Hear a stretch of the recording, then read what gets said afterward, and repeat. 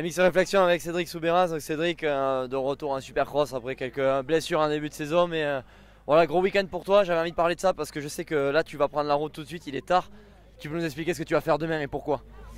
En fait, à côté de chez moi, à pas plus de 5 km de chez moi, il y a l'Enduro GP où devait participer Mathias Bellino pour le team ORC de Greg Gilson qui sont aussi des amis.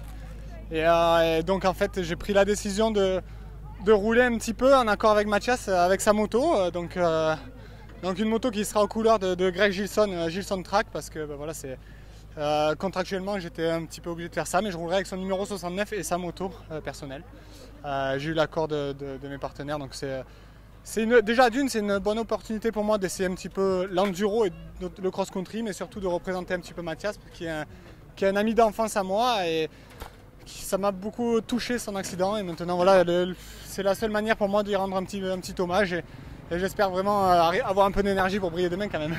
Quand on a un pilote de Supercross, est-ce qu'on peut rouler dans n'importe quoi? Par exemple de l'enduro, du trial, tout ça. Est-ce que techniquement c'est quelque chose qui t'apporte beaucoup sur tous les domaines en moto?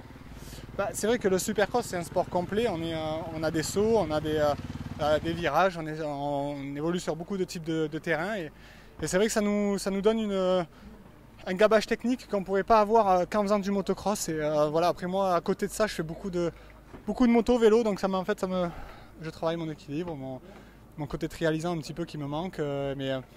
Voilà, même après ma rééducation, j'ai fait énormément de travail d'équilibre parce que ça me manquait. Et bon voilà, dans c'est de l'enduro, c'est quelque chose que je connais pas du tout. Donc c'est encore pire, c'est du cross-country, 2h30 solo sur une moto. Déjà que je m'ennuie des fois sur 35 minutes, donc ça risque d'être dur quand même.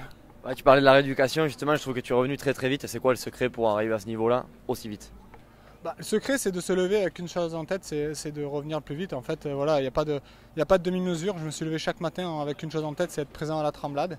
Et à 3 jours de la Tremblade, j'ai repris, et je me posais la question si j'étais vraiment apte à rouler. Et puis voilà, on s'est vraiment posé longtemps à 3 jours de la Tremblade, reprendre la moto et se dire j'y vais pas. Et finalement, on a pris la décision d'y aller avec le frein. On a dit on y va tranquille. Et puis finalement, voilà, deuxième. Et voilà, tu sais, je peux pas nier le travail des médecins qui étaient derrière moi. Donc c'est vrai que Michael Arrojo à Pernay-Fontaine, mon kiné, et j'étais 2 heures par jour, et je doublais le travail à la maison, ça j'ai pas trop dit. Mais et puis après Laurent Foulquier de la cryothérapie, je faisais énormément de cryo, et puis mon entraîneur physique Philippe Joannol qui me suivait. Donc on était vraiment un petit groupe, et on a pensé qu'une chose, c'était reprendre le plus vite. Comme quoi, quand on travaille, on y arrive, et je te souhaite le meilleur pour cette fête de saison et bon courage pour demain. Merci, à bientôt sur MX Reflection. Merci Cédric, à plus.